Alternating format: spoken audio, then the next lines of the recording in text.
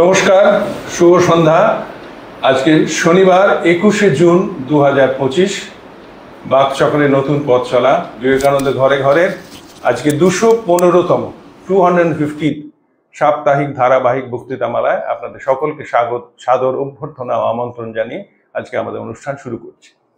আজকের অনুষ্ঠানের বিষয় এবং বক্তা অপরিবর্তিত। বিষয় স্বামী বিবেকানন্দ এবং বক্তা শ্রী তরুণ গোস্বামী, যার পরিচয় নিষ্প্রয়োজন। আজকে আমাদের তিনজনের হেলথ আপডেট আর আমি দিচ্ছি না, কারণ একটা সুখবর হচ্ছে পবিত্র তার ছোটখাটো অ্যাক্সিডেন্টকে পার করে মনের জোরে আবার আমরা স্বস্থানে ফিরে এসে আমরা যে জায়গা থেকে এতদিন ধরে শুটিং করি সেই পুরনো জায়গায় আমরা শুটিং করছি।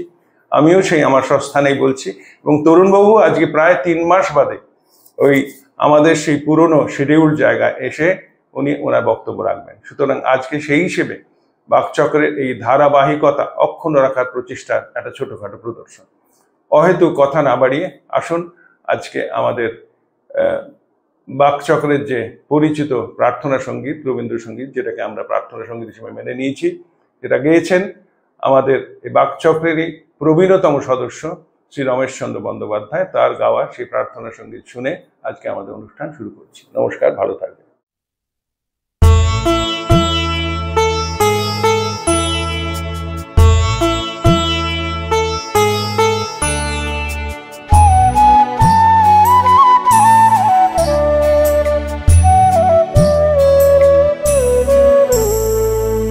তোমারে করিয়াছি জীবনের রূপতারা, এ সমুদ্রে আরো কবু হব না গো পথহারা।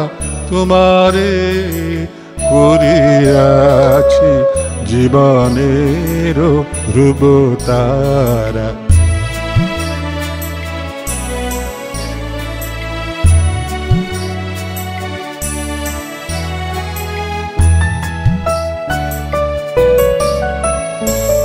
যেথায় আমি যাই না গো তুমি প্রকাশিত থাকো, যেথায় আমি যাই না গো তুমি প্রকাশিত থাকো। অকুল নয়ন জলে ঢালো গো কিরণ ধারা। তোমারে করিয়াছি জীবনের রূপতারা।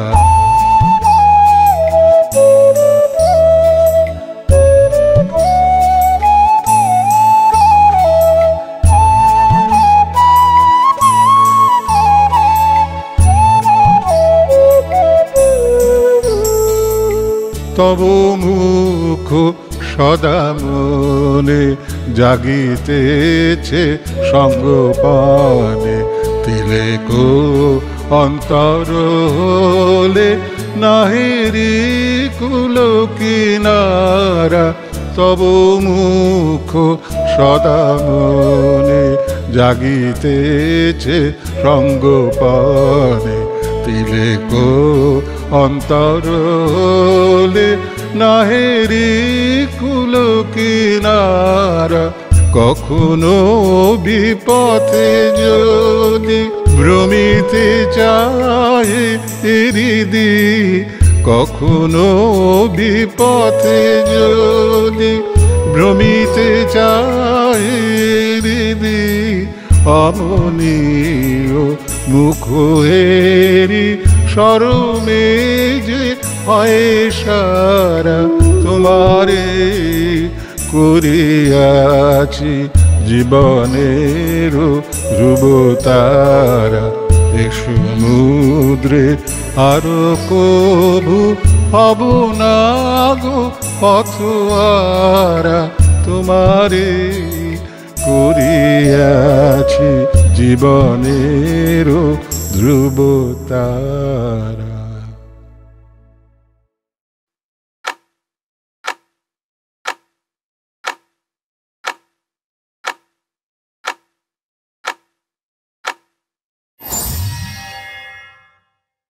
নমস্কার। সুজিতদা যেমন বললেন আমরা আবার পুরনো জায়গায় ফিরে এসেছি এবং আলোচনা করব স্বামীজিকে নিয়ে। 1899 সালে যেহেতু চিঠি পড়ছি, স্বামীজি বিদেশে গেছেন, তখন স্বামীজির শরীর একেবারে খুব স্টেডিলি খারাপ হতে শুরু করে এবং স্বামীজির শরীর যা দিচ্ছিল না, এই চিঠিগুলো পড়লে বোঝা যায়। আমাদের দুর্ভাগ্য যে আমরা চিঠি নিয়ে গবেষণা করি না, কিন্তু শরীর যে শরীর, আমরা মুখে যতই বলি ভবের যন্ত্রণা যত দেহ তার অনুগত, শরীর জানে দুঃখ জানে মন তুমি আনন্দে থেকো, কিন্তু শরীর খুব খারাপ হলে মনকে আনন্দে রাখা যায় না। তার প্রধান কারণ হচ্ছে যে মন তো কাজ করে, কিন্তু শরীর সেই কাজটা করে উঠতে পারে না। এই যে না করার যন্ত্রণা, এটি সবসময় আমাদের মাথায় ঘোরে। ফলে দেখবেন যারা খুব কাজের মানুষ, তারা যদি হঠাৎ কোনো কারণে অসুস্থ হয়ে পড়েন, তাদের নিজেদের ওপর একটা ফ্রাস্ট্রেশন তৈরি হয়। তার প্রধান কারণ হচ্ছে যে শরীরটা ছুটতে থাকে কিন্তু মন সায় দেয় না, এবং শরীরের যখন ছোটা বন্ধ হয়ে যায় তখন মন আরও ভেঙে পড়ে।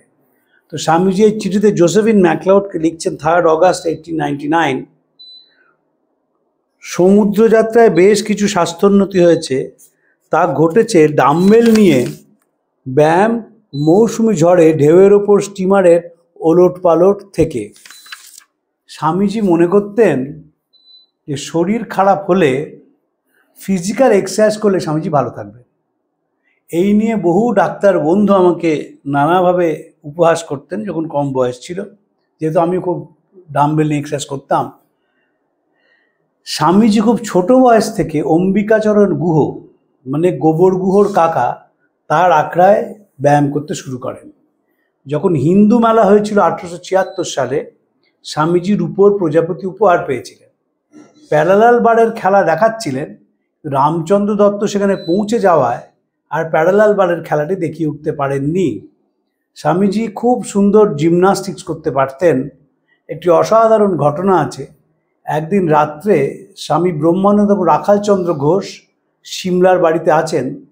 তিনি স্বামীজিকে বললেন, দেখো নরেন, তুমি যেহেতু অনেক দিন আখড়ায় যাও না, তাই তুমি পিকক ডান্স করতে ভুলে গেছো।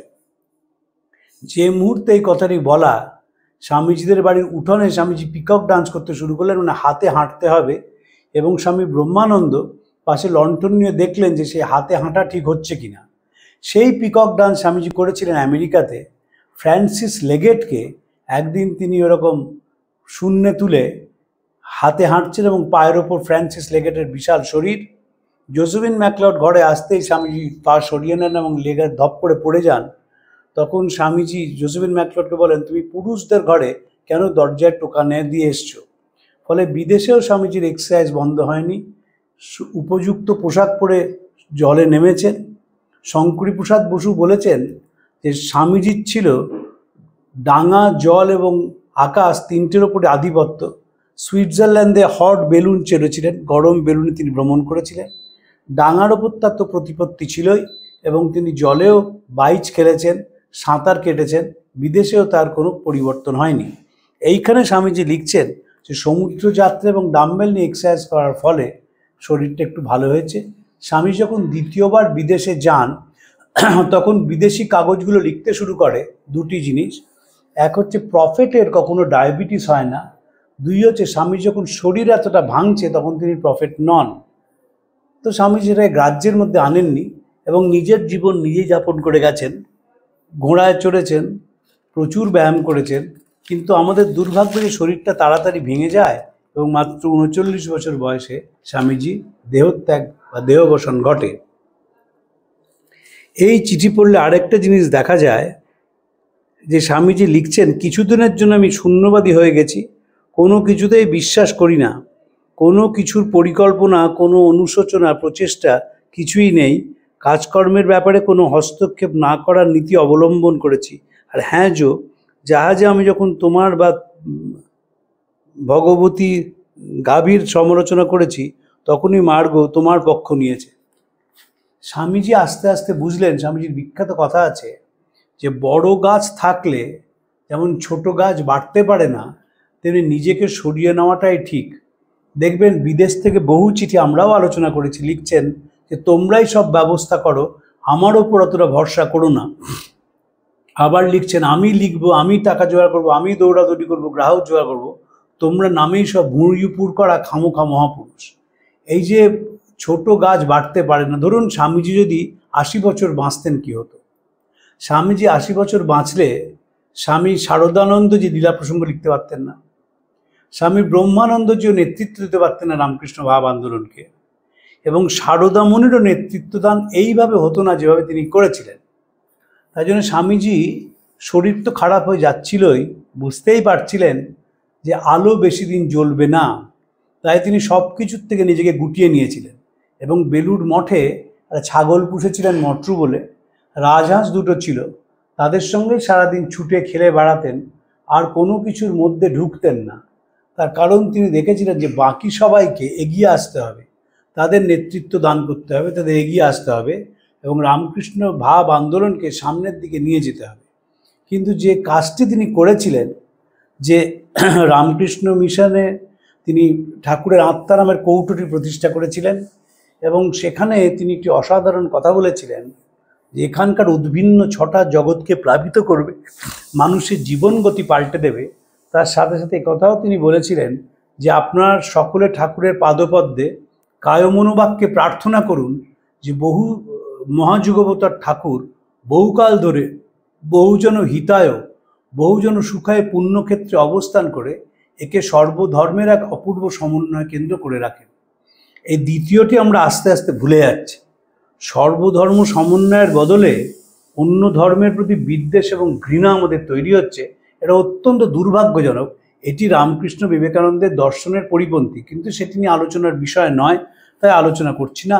আমাদের আলোচনার বিষয় যে স্বামীজি ঠিক জানতেন যে কী করে নিজেকে কখন গুটিয়ে নিতে হয়, আমরা সেটা পারি না। দেখবেন বহু মানুষ আছেন যারা রিটায়ার করে এক জায়গা ছেড়ে অন্য জায়গায় চলে গেছেন, কিন্তু সেই অফিসে তারা মাঝে মাঝেই ফিরে আসেন এবং এখন যিনি অফিসটি চালাচ্ছেন তার সমালোচনা করেন যে অফিসটা ঠিকভাবে চালানো যাচ্ছে না। এটা মানুষের স্বাভাবিক ধর্ম, তাকে কিছুতেই সেই টান থেকে বের করা যায় না। যারা অফিস করেন তারা মনে করেন যে তাঁরাই শ্রেষ্ঠভাবে চালিয়েছেন, তার যারা পরে আসেন তারা করতে পারেন না। এটা ভারতবর্ষে ভীষণ হয়। আমরা এসেই কি করি, আমাদের পূর্বসূরীরা যে কাজ করেছেন সেটাকে নস্যাৎ করে দিই। তার থেকে যে ভালো কিছু করতে পারি তা না, কিন্তু এটা আমাদের স্বভাব, আমাদের অভ্যেস। কিন্তু বিবেকানন্দ জানতেন যে কখন বন্ধ করতে হয় কাজ। জীবনের সবচেয়ে বড় শিক্ষা হচ্ছে, স্বামী লোকেশ্বরানন্দজি বলতেন যে রঙ্গমঞ্চে প্রবেশ এবং প্রস্থান। প্রবেশটা যেমন আমাদের হাতে থাকে না, আমরা পৃথিবীতে এসে পড়ি, তেমনি প্রস্থানটাও কখন করব সেটা নিজে ঠিক করে নিতে হয়। জর্জ বার্নার্ড শর একটি চমৎকার কথা আছে, এই প্রসঙ্গে বলি, যদিও তার সঙ্গে কাজ গুটিয়ে নেওয়ার কোনো ব্যাপার নেই, কিন্তু অন্য একটি বিষয় আছে। জর্জ বার্নার্ড শর বলেছিলেন, anybody can become angry, that is not difficult, but to be angry with the right person for the right purpose in the right way is not so easy. রাখতে সবাই পারে, সঠিক সময় সঠিক মানুষের ওপর সঠিকভাবে রাগ প্রকাশ করাটা খুব কঠিন। ঠিক সেইভাবে কখন আমি কাজ গুটিয়ে নেব। কাজ গুটিয়ে নেওয়া মানে অনেকেই বলেন যে পালিয়ে যাওয়া, এসকেপিজম। অনেকে বলেন যে এটা তো কর্মযোগের পরিপন্থী, যে মানুষটি সারা জীবন কর্মের কথা বললেন তিনি কাজ থেকে গুটিয়ে নিচ্ছেন। এটা কি ঠিক? এটা অবশ্যই ঠিক, কারণ কতখানি কাজ করব সেটা বুঝে নিতে হয়। স্বামীজি প্রায় বলতেন, মাই প্লে ইজ ডান, আমি যা দেওয়ার সেটা দিয়ে গেছি। বলছেন যে আমি করে গেলাম, তোরা শুধু দাগা বুলিয়ে যা। এই যে আমি করে গেলাম মানে আমি যা দেবার সেটা দিয়ে গেছি। বহু মানুষ আমাকে বলেন যে স্বামীজি 39 বছরের থেকে 80 বছর বাঁচতেন, আরও বেশি পৃথিবীকে দিতে পারতেন। আমি সেটা বিশ্বাস করি না। স্বামীজির 39 মানে আসলে 93। আমার যেটা দুঃখ সেটা হচ্ছে, যেহেতু গুডউইন ছিলেন না, দ্বিতীয়বার পাশ্চাত্যে গিয়ে এই যে 170টা বক্তৃতা দিলেন, একটা বক্তৃতা আমরা গোটা পাই না। গুডউইন ছিলেন বলে আমরা lecture from Colombo to Almora পাই। দ্বিতীয়বার বিদেশ যাত্রার সময় যদি গুডউইন থাকতেন, তাহলে বিভিন্ন বিশ্ববিদ্যালয়ে যে স্বামীজি বক্তৃতাগুলো দিয়েছিলেন এবং আসার আগে ক্যালিফোর্নিয়া ইনস্টিটিউট অফ টেকনোলজিতে গিয়েছিলেন, ক্যালটেক, সেইটার কি বলেছিলেন না বলেছেন আমরা জানতে পারতাম, কিন্তু সেটা আমরা পেলাম না। আমাদের দুর্ভাগ্য, সেইখানেই আমার দুর্ভাগ্য। স্বামীজি 39-এর বদলে 45-এ অবধি বাঁচলে আরও বেশি মানুষকে দিতে পারতেন বলে আমি মনে করি না, কারণ যা দাওয়ার তিনি তা দিয়ে গেছেন। বুদ্ধদেব 80 বছর বেঁচে ছিলেন, 40 বছর সাধনা করেন, আর 40 বছর সেই সাধনার যে ফল তিনি তা বিতরণ করেছিলেন। তিনি একমাত্র অনেক বেশি দিন বাঁচেন। শঙ্করাচার্য, যীশুখ্রিস্ট কেউই বেশি দিন বাঁচেননি। শ্রীরামকৃষ্ণের জীবিতকাল মাত্র 50 বছর, কিন্তু তার মধ্যে যা দেওয়ার তারা দিয়ে গিয়েছিলেন। বিবেকানন্দ বুঝেছিলেন যে তার আর নতুন করে দেওয়ার কিছু নেই। তাছাড়া বিবেকানন্দ আরেকটা জিনিস বুঝেছিলেন যে শরীরটা খুব তাড়াতাড়ি ভাঙছে, এবং জানতেন এই বলছেন যে ডায়াবেটিস যখন ধরা পড়ে তখন বলেছিলেন এটা আমার বংশগত রোগ, এই রোগেই মৃত্যু, আমি সেটা জানি। বুঝতে পারছেন ডেটোরিয়েশন কাকে বলে? খুব তাড়াতাড়ি ডেটোরিয়েট করছিলেন। তাই তো হয়, তখনকার দিনে আনট্রিটেড ডায়াবেটিস, এখনকার এত ওষুধ সত্ত্বেও মাসেল ওয়েস্টিং হয়, আর তখন তো মানে একবারে হু করে ডেটোরিয়েশন হতো। দেখবেন স্বামীজি তাই ভালো থাকতেন ঠান্ডার দেশে গেলে, কারণ ডায়াবেটিসের ভিতর থেকে আর গরম হয়, সেটা ঠান্ডার দেশে গেলে স্বামীজি খুব ভালো থাকতেন। হিমালয়তে ভালো ছিলেন। এই যে সমুদ্রযাত্রাকে স্বামীজির শরীর ভীষণ খারাপ হয়ে পড়ে গিয়েছিল। তারপর আস্তে আস্তে জাহাজে যেতে যেতে শরীরটা একটু ভালো হয়, এবং শরীরটা যখন বিলেতে গিয়ে পৌঁছন তখন আরও বেশি ভালো হয়। আমেরিকায় যখন যান তখন আরও বেশি ভালো হয়, এবং সেখানে স্বামীজিকে ম্যাগনেট থেরাপি করা হয়। তখন সবাই পৃথিবীতে আর ধারণা এসছে যে দুটো ম্যাগনেট ঘষাঘষি করে যদি বুকের ওপর লাগানো যায় তাহলে সেটা ডায়াবেটিস সুস্থ করে দেয়। তো স্বামীজি বলছেন কিছুই হলো না, মাঝখান থেকে বুকের ছাল বাকল উঠে গেল সেই ম্যাগনেট ঘষেছে বলে। নানাভাবে শরীরটাকে স্বামীজি দেখেছিলেন। কখনো অনশন, কখনো অর্ধাসন স্বামীজির আরও কষ্ট বাড়িয়ে দিয়েছিল। বরানগর মঠে কিছুই খাবার জুটত না। অনেকে বেশি মনে করেন যে স্বামীজিকে ইলিশ মাছ খেয়ে মারা গিয়েছিলেন। আমাকে বহু লোক বলেন, আমি তখন জিজ্ঞেস করে, আচ্ছা বলুন তো, যাঁরা বলছেন ইলিশ মাছ খেয়ে স্বামীজি মারা গেলেন, কটা টুকরো খেয়েছিলেন সেদিন? গোটা মাছ তো খাননি। গোটা মাছ তো খেয়ে ফেলেননি, দুটো মাছ এসেছিল, তাতে মঠের সবাই খেয়েছিলেন, স্বামীজি হয়তো 2-4 টুকরো খেয়েছিলেন। ইলিশ মাছে মারা যাননি। ওই মারা যাওয়ার পরে স্বামী ভূপেন্দ্রনাথ দত্ত তার মাকে যেটা বলেছিলেন সেটাই ঠিক কথা। ভুবনেশ্বরী যখন বললেন শরীর তো বেশ ভালো ছিল, হঠাৎ কি হলো? তখন ভূপেন্দ্রনাথ বললেন বাবার যে ব্যারাম সেই ব্যারাম হলো। বিশ্বনাথ দত্ত সেরিব্রাল স্ট্রোকে মারা যান। যেদিন তিনি মারা যান তার পরের দিন স্বামীজির জন্য কোণে দেখতে যাওয়ার কথা। একবারে পোশাক কি পরের দিন পরবেন ঠিক করেছেন, কোর্ট থেকে ফিরেছেন, জলখাবার খেয়েছেন, জলখাবার খাওয়ার পর শরীর অস্বস্তি হতে শুরু করে, ঘাম দিতে শুরু করে। ভুবনেশ্বরী বারবার পাখায় বাতাস করতে লাগেন, এবং এবং আস্তে আস্তে বিশ্বনাথের শরীরটা বেশি খারাপ হয় এবং তিনি মৃত্যুর কোলে ঢলে পড়েন। তো স্বামীজিরও ঠিক তাই হয়েছিল। স্বামী শারদানন্দজি নিবেদিতাকে 2 লাইনে লিখলেন, he is no more, he went to bed at 9 PM, never to rise again. ওই 9টায় শুতে গেলেন, তারপর তার স্ট্রোক হলো। যে কারণে স্বামীজি যখন পরের দিন শরীরটা দেখা যায় যে নিশ্চিন্তে ঘুমাচ্ছেন। যাদের সাডেন হার্ট অ্যাটাক হয় ডায়াবেটিসের পরে, তারা দেখা যায় যে নিশ্চিন্তে নিদ্রা গেছেন। তো স্বামীজিরও তাই হয়েছিল। স্বামীজি বারবার বলতেন, I shall never live to see 40। 40 বছরও স্বামীজি বাঁচেননি, 39 বছর কয়েক মাস স্বামীজি বেঁচেছিলেন, এবং তার মধ্যেই তিনি কাজ করে গেলেন। সুচিত্রা স্বামীজির প্রতি খুব দুর্বলতা আছে, এবং বিশেষ দুর্বলতা স্বামীজির অসুস্থতার প্রতি। তো কালকেই বলছিলেন যে এত পরিশ্রম করেছেন। একটা উদাহরণ দিলেন যে কন্যাকুমারীতে গিয়ে স্বামীজি সাঁতরে একটি টিলার ওপর গিয়ে 3 দিন ধ্যান করেছিলেন। এখন যখন কন্যাকুমারী আপনি বেড়াতে যান তখন নৌকা করে যাওয়া যায়, সেখানে গিয়ে সুন্দর একটা মন্দির হয়েছে, সেখানে বসা যায় ইত্যাদি। স্বামী যখন গিয়েছিলেন তখন তো কিছুই নেই, তখন উত্তাল সমুদ্র। সেই উত্তাল সমুদ্র পার করে স্বামীজি গিয়ে সেখানে ধ্যান করেছিলেন। যখন প্রথমবার বিদেশ থেকে ফেরেন, রাজস্থানে যখন যান, জায়গায় জায়গায় হাতি থেকে নামিয়ে তাকে সম্বর্ধনা জানানো হয়েছিল। হাতির ওপর বারবার উঠতে নামতে হয়েছিল, শরীর তখন একেবারেই ভালো নেই, মানুষের মুখ চেয়ে এগুলো স্বামীজি করতে হয়েছিল। যখন ভারতবর্ষ ভ্রমণ করেছেন, এটা ঠিক নয় যে স্বামীজি পুরো পায়ে হেঁটে ভারতবর্ষ ঘুরেছিলেন। স্বামীজি ভারতবর্ষ প্রথম কথা পুরোটা ঘোরেননি। তিনি পূর্ববঙ্গে গিয়েছিলেন দ্বিতীয়বার বিদেশ থেকে ফিরে আসার পর। তিনি পশ্চিমবঙ্গও অনেকটা ঘোরেননি, কামারপুকুর জয়রামবাটি কোনো দিন যাননি। কিন্তু তিনি যেটা করেছিলেন সেটা হচ্ছে তিনি খুব ভালো করে দক্ষিণ ভারত ঘুরেছিলেন, মধ্য ভারত ঘুরেছিলেন, উত্তর ভারত ঘুরেছিলেন, গুজরাট এবং মহারাষ্ট্র পশ্চিম ভারত ঘুরেছিলেন, এবং সেটায় কখনো ট্রেনে কখনো হেঁটে এইসবে তিনি ভারতবর্ষটাকে দেখেছিলেন বলেই ভারতবর্ষের যে অন্তরাত্মা সেটি আবিষ্কার করতে পেরেছিলেন। ভারতবর্ষকে যদি আবিষ্কার করতে হয় তাহলে ভারতবর্ষকে ঘুরে দেখা ছাড়া কোনো উপায় নেই, কারণ এত বৈচিত্র্য আর পৃথিবীতে কোথাও নেই। একদিকে পাহাড় ঘেরা দেশ, তারপরই সমতল ভূমি, তারপরই গরম, তারপরই সমুদ্র। এই ধর পশ্চিমবঙ্গের দিকেই যদি তাকান, একসঙ্গে স্নো পিক মাউন্টেন বা স্নো ক্ল্যাড মাউন্টেন এবং সমুদ্র একসঙ্গে কোথাও দেখা যায় না, কিন্তু পশ্চিমবঙ্গে আছে। তেমনি বিভিন্ন জায়গায় ভারতবর্ষে যে প্রাকৃতিক বৈচিত্র্য, খাদ্যাভ্যাসের বৈচিত্র্য, মানুষের বৈচিত্র্য, পোশাকের বৈচিত্র্য, এটি দেখবার মতন। শুধু তাই না, আমার দেখার সৌভাগ্য হয়েছিল উড়িষ্যা এবং রাজস্থান, এটা হচ্ছে রঙের দেশ।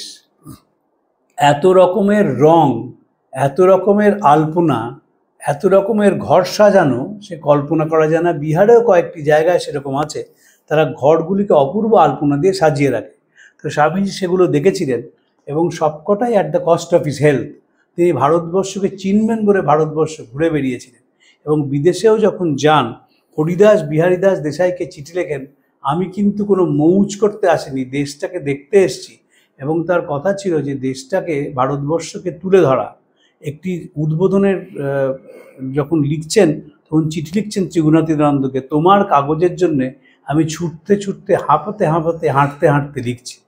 এই যে ছুটতে ছুটতে, হাঁপাতে হাঁপাতে, এগুলো কিন্তু বাস্তবিক ছিল। আর সবসময় মনে রাখতে হবে, একটা 30, 32, 34 বছরের ছেলে যখন তিনি শিকাগোয় বক্তৃতা দেন, তখন তার বয়স 30 বছর, এবং নিজেই লিখছেন যে বক্তৃতার শেষে ধপ করে চেয়ারে বসে পড়ল। এই ধপ করে বসাটা খুব সিগনিফিক্যান্ট, মানে তখন এত আবেগ এবং এত আবেশ, তারপর তিনি ধপ করে চেয়ারে বসে পড়েছেন এবং সেই বসে পড়ে তিনি বুঝতে পারছেন যে তিনি একটা ব্যতিক্রমী কিছু বলেছেন। তার যে এক্সাইটমেন্ট, সেইটাকে তিনি ধরে রাখতে পারছিলেন, এবং সেটা স্বাভাবিক, সেটা কোনো অস্বাভাবিক কিছু নয়। একটা 30 বছরের ছেলে, তিনি বিদেশে প্রথম গেছেন, সেখানে বক্তৃতা করেছেন, মানুষকে আকর্ষণ করেছেন, তার এটাই স্বাভাবিক। কিন্তু সেই ছেলেটি রামকৃষ্ণ মিশন তৈরির পর আস্তে আস্তে বুঝলেন যে আমার এবার চলে যাওয়ার সময় হয়েছে। জোসেফিন ম্যাকলাউডকে একটা চিঠি লিখেছিলেন, অসাধারণ চিঠি। সেখানে তিনি বলছেন, যাই প্রভু যাই, তোমার স্নেহময় বক্ষে ধারণ করে আমার যে অস্পষ্ট, অজ্ঞাত, অদ্ভুত, অশব্দ রাজ্যে নিয়ে যাচ্ছ, সেখানে অভিনেতার রূপ পরিত্যাগ করে দ্রষ্টা বা সাক্ষীর মতো ডুবে যেতে আমার বিন্দুমাত্র দ্বিধা নেই। আবার সেই চিঠিতে লিখছেন যে তিনি আমায় বলছেন, মৃতের সৎকার মৃতেরা করুক গে, সংসারের ভালো মন্দ সংসারেরা বুঝুক গে, তুইও সব ছেড়ে আমার পিছু পিছু চলে আয়, যাই প্রভু যাই। তখন একেবারে আস্তে আস্তে গুটিয়ে নিয়েছেন, এবং এটাই জীবনের সবচেয়ে বড় শিক্ষা। আমি কতটা যাব, কতটা কি করব, কতটা কোথা থেকে ফিরে আসব। ব্রহ্মবান্ধব উপাধ্যায়, তিনি স্বামীজির খুব বন্ধু ছিলেন। তিনি একবার বললেন হেদোয় যে, নরেন ভাই, চলো আমরা দুজনে আবার বেদান্ত চর্চা এবং বেদান্ত প্রচার শুরু করি। স্বামীজি তখন তাকে বলেছিলেন, দেখো, একটা মঠ তৈরি করা গেছে এবং তার একটা আমি রূপ দিয়ে চলে যেতে চাই। মঠটাকে তিনি দান করিয়ে দিতে চেয়েছিলেন। তিনি যখন বেঁচে ছিলেন, তখন বেলুড় মঠ ছাড়াও আর 2টি প্রতিষ্ঠান তৈরি হয়, একটা মায়াবতীতে অদ্বৈত আশ্রম, আর স্বামী শুভানন্দজি বেনারসে সেবাশ্রম তৈরি করেন। শুধু স্বামীজি এইটুকুনি দেখে পেরেছিলেন। স্বামী কল্যাণানন্দ এবং নিশ্চয়ানন্দ তারা কঙ্খলে সেবাশ্রম যে করেন, তার সম্পূর্ণ রূপ স্বামীজি দেখে যাননি, কিন্তু direction was in the right direction, সেটা বুঝে গিয়েছিলেন। এত কিছুর মধ্যেও বিবেকানন্দের পরিবারের একটা বৈশিষ্ট্য ছিল। দেখুন, আমরা তো সে পরিবারের বাইরে কেউ যেতে পারি না। সে বৈশিষ্ট্যটা হচ্ছে, কোনো জিনিসের প্রতি কোনো আকর্ষণ স্বামীজির ছিল না। বিশ্বনাথ দত্তেরও সেটা ছিল না, তার 3 ছেলের মধ্যেও সেটা আসেনি। তারা সবেতেই আছেন, অন্তত কিছুতেই নেই। জলধর সেন স্বামীজিকে দেখেছিলেন হিমালয় এবং খুব অনুরোধ করেছিলেন 2 দিন সেখানে থেকে যাওয়ার জন্য। স্বামীজি থাকেননি, চলে গিয়েছিলেন, কারণ ওটা স্বামীজির একটা অদ্ভুত চরিত্রের গুণ ছিল, যে খুব প্রশংসা যখন করছেন, স্বামীজি সেখান থেকে চলে যেতেন, সে প্রশংসা শোনার জন্য বসে থাকতেন না। এটা একটা সাংঘাতিক বড় গুণ, কারণ যখন মানুষ কাউকার প্রশংসা করে, সে সেখানে বসে যায় প্রশংসা শোনবার জন্য। আমরা আমাদের জীবনে সেটা আকচার দেখে থাকি। তো বিবেকানন্দের ব্যতিক্রম হচ্ছে, একেবারে বেদান্তকে অনুসরণ করেছিলেন, যে কোনো কিছুই গায়ে মাখতেন না। প্রতিষ্ঠা সুকরি বৃষ্ঠা তয়ং ত্যক্তা সুখী ভব। বৈষ্ণবরা বলেন যে যে প্রতিষ্ঠাটা হচ্ছে সুকরি বিষ্ঠার মতন, সেটা কখনো গায়ে মাখতে নেই। স্বামীজির জীবন আমরা তাই দেখি। সেই মানুষটি আস্তে আস্তে রঙ্গমঞ্চ ছেড়ে চলে যাচ্ছে। 1899 সাল, ভারতবর্ষে ফিরবেন 1900 সালে, 1901 সালে মাকে নিয়ে পূর্ববঙ্গে যাবেন, 1902 সালে খেলা শেষ। এই যে প্রস্থানটা বিবেকানন্দের, এটি কিন্তু দেখবার মতন। খুব স্টেপ বাই স্টেপ স্লোলি করছেন। তার আগে তিনি বেলুড় মঠটা তৈরি করে দিয়েছেন এবং বেলুড় মঠের নিয়মাবলী তৈরি করেছেন। বহু লোকে বলেন যে এতদিন ধরে সঙ্ঘ একভাবে চললো কি করে? সঙ্ঘের ভেতরে যে ফ্রিকশন হয়নি তা নয়, সঙ্ঘ ছেড়ে যে অনেকজন চলে যাননি তাও নয়, কিন্তু সঙ্ঘের কাঠামোটি এমন, সেই কাঠামো এতদিন ধরে 100 বছরের বেশি হয়ে গেছে, সঙ্ঘ ঠিক গড়গড় করে সামনের দিকে এগিয়ে চলছে এবং প্রত্যেক দিন সেটি আধুনিক হচ্ছে, মডার্ন হচ্ছে। স্বামীজি বলেছিলেন যে শ্রীরামকৃষ্ণ যে সঙ্ঘ রূপ তিনি রয়েছেন, যারা সে সঙ্ঘটিকে মানে তাকেই মানে, যারা মানে না তারা আমার গুরুকে মানে না। This mott represents the physical body of Sri Ramakrishna. He is always present at the mott. The instructions of the mott are the instructions of Sri Ramakrishna. One who worships it worships him as well. One who disregards it disregards our Guru. এবং স্বামীজি যখন পূর্ববঙ্গ থেকে ফেরেন, শরীর খুব খারাপ হয়ে যায়। স্বামী ব্রহ্মানন্দ শিষ্যকে বলেন যে স্বামীজি উচ্চভাবে রয়েছেন, তুই গিয়ে সেটাকে নামিয়ে আন না। সেখানে স্বামীজির কথা শিষ্যকে বলেছিলেন, বাবা তিনি যাকে কালী বলতেন এই শরীরের মধ্যে ঢুকে গেছে, আমাকে কাজ করিয়ে বেড়ায়, থির হয়ে বসে থাকতে দেয় না। এই থির হয়ে যে মানুষটা বসে থাকতে দিচ্ছে না, যিনি ছুটে বেড়াচ্ছেন, যিনি কাজ করছেন সবসময়, যিনি কর্মযোগের প্রতিভু, তিনি আস্তে আস্তে জোসেফিন ম্যাকলিওডকে বলছেন, আমি সব কিছু গুটিয়ে নিচ্ছি, আমি আর কোনো কিছুর মধ্যেই থাকছি না। এবং সে যে বেদান্তে সাক্ষী চৈতন্যের কথা বলা আছে যে সামনে এই বিশাল পৃথিবী, তাকে নানা রকম নাটক হয়ে চলেছে। যে মানুষ দূর থেকে সেটাকে দেখে সাক্ষী চৈতন্যের মতো, সে নাটক দেখে, নাটকের মধ্যে ইনভলভড হয় না। সেখানেও প্রশ্ন আসে যে সত্যি কি ইনভলভ না হয়ে থাকা যায়? তা লোকে কাঁদে কেন? লোকে সিনেমা দেখে কাঁদে কেন? লোকে থিয়েটার দেখে কাঁদে কেন? লোকে কেন থিয়েটারের ডায়ালগ পড়ে বলে, সিমিলার সিচুয়েশনে সে ডায়ালগগুলো কোট করে কেন করে? ফলে ইনভলভ হতেই হয়, কিন্তু দেখা যায় যে আমি কতটা ইনভলভ। এই শরীর ধারণ করলে তাকে সংসার করতে হয়। আমি এ কথা বলাতে সকলে খুব রেগে যান, অনেক সাধু রেগে যান, কই আমরা তো সংসার করি না। নিশ্চয়ই করেন, নিশ্চয়ই করেন। আমরা ছোট সংসার করি, আপনি বড় সংসার করেন। আপনি যখন স্কুল চালান তখন ওই 1200 বাচ্চাই হচ্ছে আপনি চালাচ্ছেন। তারা কি, কার জ্বর হয়েছে, কে কীরকম রেজাল্ট করেছে, কে দুর্বল কে সবল, আপনি দেখেন। ওটা সংসার নয়। আপনি বাড়ি থাকলে এই কাজ করতেন নাকি?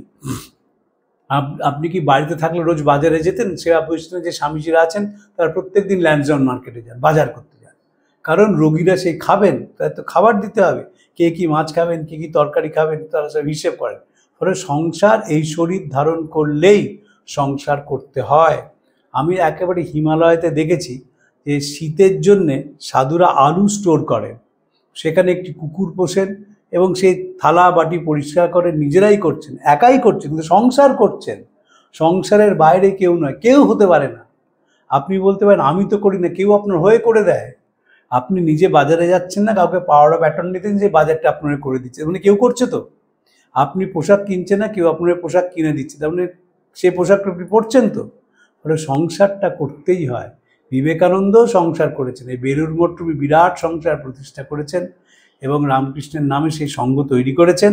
তারপর আস্তে আস্তে নিজেকে সরিয়ে নিচ্ছেন, বুঝে গেছেন যে আমাকে এবার চলে যেতে হবে, খেলামোড় হইয়াছে শেষ। শিব শিব আবি পার করো মেরা নাইয়া, বিখ্যাত কথা তিনি জোসেফিন ম্যাকলিওডকে লিখেছিলেন।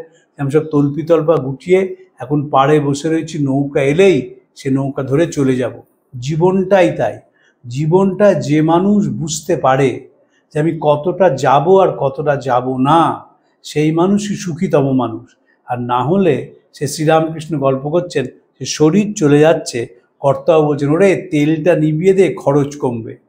তো এই যে সংসারের মধ্যে ডুবে থাকা, ছোট সংসারের মধ্যে ডুবে থাকা, তার থেকে মানুষ বেরোতে পারে না। কিন্তু যারা বেরিয়ে যেতে পারে তাদেরই যথার্থ মানসিক শিক্ষাটা হয়েছে।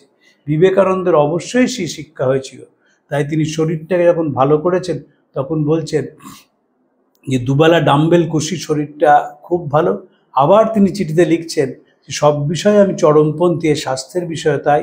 হয় আমি লৌহদৃঢ় বৃষণ্যয় অসীম বলশালী, নতুবা একেবারে মৃত্যুপথযাত্রী, ভগ্ন দেহ ভগ্ন শরীর। ফলে দুটোই বিবেকানন্দ দেখেছেন। অসাধারণ সুন্দর চেহারা সেটা দেখেছেন, এবং চিঠিতে লিখছেন আলাসিঙ্গা পেরুমলকে, সবাই বলল এই সুন্দরমুখ সন্ন্যাসী শিকাগোয় প্রথম দিন সবচেয়ে ভালো বক্তৃতা করেছেন। সেই সুন্দরমুখ সন্ন্যাসীরাও স্বামীজি লিখতে ভোলেননি। সবাই যে তাকে প্রশংসা করেছেন। ফ্রান্সিস লেগেটের বাড়ির কাজের লোক বলেছিলেন, আপনি যাই বলুন, আপনি যে কোনো পোশাকের আড়ালে আসলে আপনি হচ্ছেন একজন রাজা। রোমারোলা তার বিখ্যাত গ্রন্থ বিবেকানন্দের উপর তাদের লিখছেন, among its flotsam and jetsam he was nothing but a nameless সন্ন্যাসী with a saffron robe among a thousand others, but the fires of genius burned in his eyes, he was a prince despite all disguise. তিনি ছিলেন রাজা। সেই রাজা যখন রঙ্গমঞ্চ ছাড়ে, সেই রঙ্গমঞ্চ ছাড়ার মধ্যেও একটা নিজস্বতা থাকে, সেই রঙ্গমঞ্চ ছাড়ার মধ্যেও একটা ছন্দ থাকে, একটা গতি থাকে। তাই জন্য যেদিন তার শরীর চলে যায়, সেদিন দুই প্রিয় বন্ধু স্বামী ব্রহ্মানন্দ এবং স্বামী শারদানন্দ কেউ মঠে নেই, তারা কলকাতায় বলরাম বসুর বাড়িতে আছেন। সবার অলক্ষ্যে তিনি রঙ্গমঞ্চ ছেড়ে চলে গেলেন, এবং তিনি যা দিয়ে গেলেন সেটা বহুদিনের খাবার। লিখল sedition committee, Vivekananda after death has become more dangerous than when he was alive. আরও ভয়ঙ্কর তিনি হয়ে উঠেছেন। তিনি ছড়িয়ে পড়ছেন মানুষের মনে, মানুষকে কাজে উদ্বুদ্ধ করছেন। এমন হইতে পারে যে আমি হয়তো বুঝিব এই দেহের বাইরে যাওয়া বা দেহকে জীর্ণ বস্ত্রের ন্যায় পরিত্যাগ করাই আমার পক্ষে হিতকর, কিন্তু আমি কোনোদিন কর্ম হইতে ক্ষান্ত হইব না। যতদিন না পৃথিবীর মানুষ ঈশ্বরের সহিত একত্ব অনুভব করিতেছে, ততদিন আমি সর্বত্র মানুষের মনে প্রেরণা যোগাইতে থাকিব। এই যে বিবেকানন্দের গোটা জীবন, যে জীবন মানুষকে প্রেরণা জুগিয়েছে কাজের, সেবার, মানুষকে আপন করে নেওয়ার, নিঃস্বার্থ ভালোবাসা, সেই আগুন ধিক ধিক করে এখনও জ্বলছে। এবং বহু মানুষ বিবেকানন্দের দ্বারা অনুপ্রাণিত হয়ে মানুষের সেবা করে নিজেদের জীবন কৃতার্থ এবং ধন্য করছেন। আপনাদের নমস্কার জানিয়ে আজকে শেষ করছি। পরের দিন অন্য একটি বিষয়ে আলোচনা করব। প্রাণারাম প্রাণারাম প্রাণারাম প্রাণারাম প্রাণারাম প্রাণারাম। কি যেন লুকানো নামে তাই মিষ্ট এত তব নাম। প্রাণারাম প্রাণারাম প্রাণারাম প্রাণারাম প্রাণারাম।